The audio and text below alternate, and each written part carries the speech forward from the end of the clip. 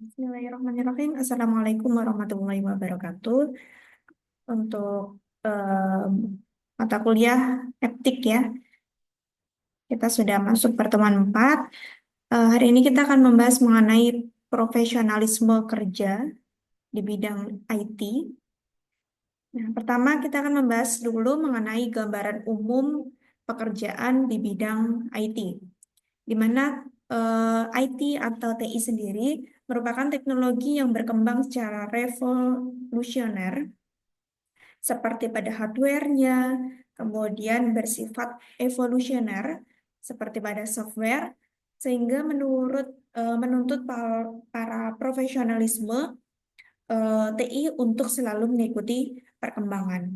Jadi eh, ketika kita sudah terjun dalam pekerjaan di bidang IT, otomatis kita harus profesional, kita harus mengikuti perkembangan TI tersebut, baik dalam hardware-nya ataupun software-nya. Kemudian dalam menjalankan profesi, seorang IT memiliki persyaratan profesionalisme seperti yang pertama, dalam dasar ilmu yang kuat di bidang yang digelutinya. Kemudian penguatan kiat-kiat profesi yang dilakukan berdasarkan riset dan praktis, bukan konsep atau teori belaka. Jadi meskipun seorang IT itu punya ilmu yang sangat luas, sangat banyak, tetapi eh, bukan hanya ilmu teori saja yang diperlukan, tetapi nyatanya seorang IT itu harus kuat dalam prakteknya ya, atau risetnya. Kemudian pengembangan kemampuan profesional berkesinambungan. Karena ketika seorang IT itu sudah terjun di dalam pekerjaan di bidang IT, tentunya dia harus punya eh, kesinambungan. Dia harus bisa bekerja sama. Dia harus bisa bekerja dengan secara tim atau secara berkelompok. Dan tentunya kemampuannya juga harus berkesinambungan atau berkelanjutan. Karena yang namanya eh, ilmu di bidang IT itu tentunya sangat atau cepat perkembangannya, sehingga harus mempelajari kemampuan-kemampuan IT secara berkesinambungan. Kemudian penyebab rendahnya profesionalisme pekerja di bidang IT. Yang pertama, masih banyak pekerja di bidang IT yang tidak menekuni profesinya secara total atau sekedar sambilan. Jadi kalau kita ingin profesional ya di bidang tertentu, tentunya kita harus total, jangan setengah-setengah. Kemudian belum adanya konsep yang jelas dan terdefinisi tentang norma dan etika profesi pekerjaan di bidang IT. Tentu mau kita bekerja secara formal di perusahaan atau kita bekerja di bidang IT, di bidang apapun, tentu harus ada etika dan norma yang harus kita patuhi.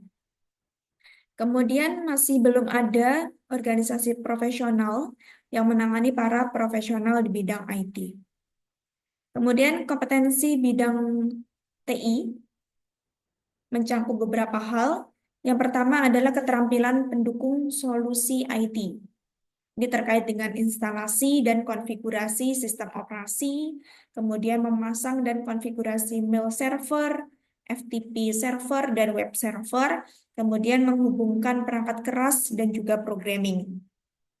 Sedangkan untuk keterampilan pengguna IT, meliputi kemampuan pengoperasian perangkat keras, administer dan konfigurasi sistem operasi yang mendukung network, kemudian administer perangkat keras, administer dan mengelola network security, administer dan mengelola database, mengelola network security, dan membuat aplikasi berbasis desktop atau web dengan multimedia.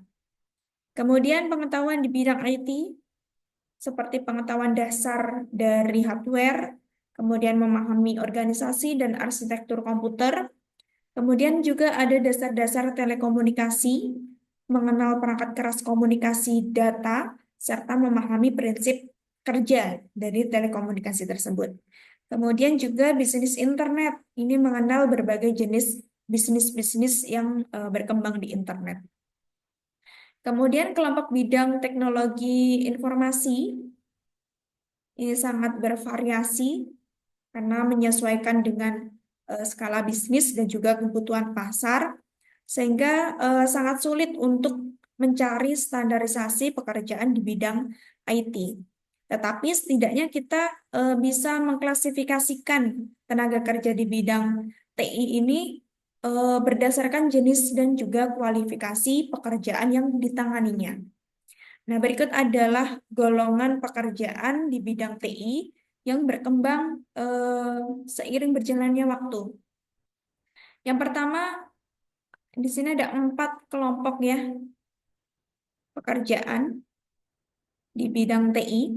Kelompok pertama adalah mereka yang bergelut di bidang perangkat lunak atau software, baik mereka yang merancang sistem operasi, merancang database, maupun sistem aplikasi. Nah, contoh pekerjaannya yaitu sistem analis. Jadi orang-orang yang tugasnya menganalisa sistem yang akan diimplementasikan nantinya. Mereka tahu nih tentang kelebihan dan kekurangan dari sistem tersebut. Kemudian mereka juga menguji kelayakan dan menguji desain sistem yang akan dikembangkan. Kemudian ada programmer. Ini tugasnya mengimplementasikan rancangan sistem analis tadi. Jadi programmer ini melanjutkan pekerjaan dari sistem analis. Setelah dirancang oleh sistem analis, kemudian programmer akan mengimplementasikan rancangan dari sistem tersebut, yaitu membuat program, baik aplikasi maupun sistem operasi. Kemudian web designer. Web designer ini adalah orang yang melakukan kegiatan perencanaan, termasuk studi kelayakan, analisis, dan desain terhadap suatu proyek pembuatan aplikasi berbasis web. Kemudian ada web programmer, ini tugasnya mengimplementasikan rancangan web designer, dan lain sebagainya. Ada web analis, dan seterusnya. Kemudian kelompok kedua, mereka yang bergelut di bidang perangkat keras atau hardware. Contohnya ada technical engineer atau kita sebut teknisi. Jadi mereka yang berkecimpung di bidang teknik, baik dalam pemeliharaan sistem komputer ataupun perbaikan perangkat sistem komputer. Kemudian ada networking engineer. Mereka yang berkecimpung dalam bidang teknis jaringan komputer, baik maintenance sampai troubleshooting. Kemudian kelompok ketiga adalah mereka yang berkecimpung dalam operasional sistem informasi. Nah, contohnya ada pekerjaan EDP operator. Tugasnya untuk mengoperasikan program-program yang berhubungan dengan electronic data processing di lingkungan perusahaan atau organisasi. Kemudian ada sistem administrator. Tugasnya melakukan administrasi terhadap sistem, melakukan pemeliharaan sistem, memiliki kewenangan untuk mengatur hak akses terhadap sistem tersebut. Kemudian ada MIS Director, memiliki wewenang paling tinggi terhadap sebuah sistem, yaitu melakukan manajemen terhadap sistem tersebut secara keseluruhan, baik hardware, software, ataupun sumber daya manusia. Kemudian kelompok yang keempat adalah mereka yang berkecimpung di pengembangan bisnis teknologi informasi. Nah, ini pekerjaannya diidentifikasikan oleh pengelompokan kerja di berbagai sektor di industri teknologi informasi. Kemudian ada model search untuk pengembangan job dalam lingkungan IT yang merupakan model 2 dimensi yang mempertimbangkan jenis pekerjaan dan tingkat keahlian ataupun tingkat pengetahuan yang dibutuhkan. Nah, contohnya di sini ada model search yang didesain dalam model 2 dimensi. Ada independent atau managing. Kemudian ada beberapa pekerjaan, programmer, sistem analis, project manager, instruktur, kemudian spesialis. Nah, di sini untuk spesialis, dia termasuk moderately dan supervising. Begitu juga dengan supervise, dia termasuk spesialis. Nah, dari gambar di atas dapat dilihat jenis pekerjaan di bidang IT yang meliputi programmer, sistem analis, kemudian project manager, dan juga instruktur, dan juga spesialis. Di mana untuk programmer, ini bidang pekerjaannya melakukan pemrograman terhadap sistem komputer yang sudah dirancang. Di sini jenis pekerjaannya memiliki 3 tingkatan, yaitu supervise atau terbimbing, dengan tingkatan awal dari 0 sampai 2 tahun pengalaman. Kemudian ada yang kedua moderately supervise atau tingkat madya. Ini tugasnya sudah lebih besar, yaitu pengalamannya 3 sampai 5 tahun. Kemudian ada independent atau managing mandiri. Dia sudah memulai tugasnya sendiri, jadi tidak butuh bimbingan dalam melaksanakan tugasnya. Kemudian ada sistem analis. Tadi sistem analis itu yang merancang atau menganalisis sebuah sistem untuk diimplementasikan lebih lanjut. Nah, jenis pekerjaan ini memiliki 3 tingkatan yang sama seperti programmer tadi. Jadi dia termasuk supervise, moderately supervise, dan independent. Kemudian project manager, dia melakukan manajemen terhadap proyek berbasis sistem informasi. Project manager ini juga ada 3 tingkatan seperti programmer dan sistem analis. Kemudian ada instruktur, dia melakukan bimbingan, pendidikan, dan pengarahan terhadap anak didik di bawah pekerjaan di bawah levelnya. Untuk instruktur juga punya 3 tingkatan, ada supervise, moderately supervise, dan independent seperti programmer. Kemudian untuk spesialis, ini pekerjaan yang butuh keahlian khusus, jadi berbeda dengan pekerjaan lainnya. Ini hanya punya 1 level, yaitu independent. Nah, di sini. Dia hanya punya keahlian independen saja. Nah, di sini untuk spesialis, menurut model search, terdiri dari data communication, database security, quality assurance, IS audit, kemudian sistem software support, distribute system, dan sistem integration. Kemudian untuk sertifikasi, dalam mempertanggungjawabkan suatu kemampuan di bidang IT, tentunya sebuah profesi butuh standarisasi. Jadi cara untuk menempuh standarisasi tersebut yaitu melalui sertifikasi ini. Jadi kita melakukan pengujian terhadap kemampuan seorang IT ya, sesuai dengan profesinya. Nah, manfaat dari sertifikasi yang pertama berperan dalam menciptakan lingkungan kerja yang profesional. Kemudian mendapat pengakuan resmi dari pemerintah tentang keahliannya di bidang tertentu. Kemudian pengakuan dari organisasi profesi atau benchmarking, baik tingkat regional ataupun internasional. Kemudian membuka akses lapangan pekerjaan secara nasional, regional, ataupun internasional. Kemudian memperoleh peningkatan karir dan pendapatan sesuai pertimbangan dengan pedoman skala yang diberlakukan.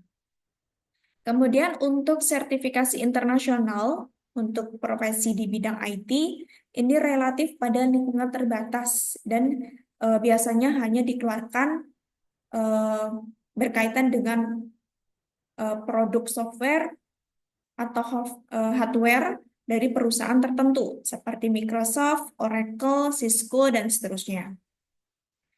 Kemudian untuk contoh sertifikasi yang berorientasi produk, yang pertama dari Microsoft. Ada Microsoft Certified Desktop Support Technician. Kemudian ada Microsoft Certified System Administration. Ada Microsoft Certified System Engineer. Ada Microsoft Certified Database Administration. Kemudian ada Microsoft Certified Trainer. Microsoft Certified Application Developer. Ada Microsoft Certified Solution Developer. Dan Office Specialist atau Microsoft Office Specialist.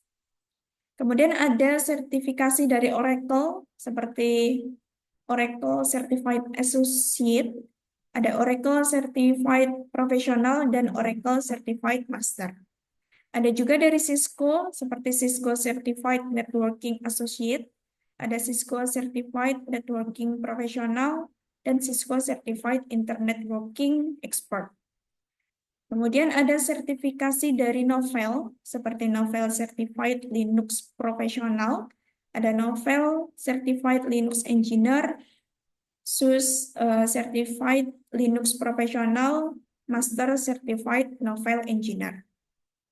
Kemudian selain sertifikasi yang sudah disebutkan di atas tadi, yang orientasinya pada perusahaan ya, atau orientasinya pada produk, ada juga sertifikasi yang orientasinya pada profesi atau pekerjaan. Nah, di sini contohnya ada Institute for Certification of Computing Professional atau Badan Sertifikasi Teknologi Informasi di Amerika. Contohnya ada Certified Data Processor, Certified Computer Programmer, dan Certified System Professional. Kemudian ada Computing Technology Industry Association atau Asosiasi Industri Teknologi Komputer di Amerika. Contohnya ada Entry Level Computer Service, ada Network Support and Administration, ada Computer and Information Security, ada Home Technology Installation, dan IT Project Management. Nah, di samping banyak sekali sertifikasi yang bisa diikuti ya oleh para profesional di bidang IT, ternyata ada hambatan dalam pelaksanaan sertifikasi. Yang pertama tentu biayanya mahal, karena untuk mengikuti sertifikasi, apalagi yang berstandar internasional, itu butuh biaya kurang lebih 150 US dollar. Itu pun belum tentu lulus. Jadi kalau mengulang lagi, otomatis membayar biaya yang sama. Kemudian kemampuan yang kurang memadai terhadap penguasaan materi sertifikasi, dan dibutuhkan pengetahuan dan kemampuan di atas rata-rata untuk lulus sertifikasi. Oke, itu tadi mengenai materi tentang profesionalisme kerja di bidang IT. Jadi bukan hanya kita mengikuti atau update ilmu dan juga kemampuan, skill, praktik, tetapi juga kita butuh yang namanya sertifikasi untuk mendapat pengakuan ya terhadap skill yang kita miliki. Mungkin itu materi pertemuan keempat hari ini. Mungkin ada salah kata ataupun eh, salah dalam pengucapan. Mohon dimaafkan. Saya akhiri. Wassalamualaikum warahmatullahi wabarakatuh.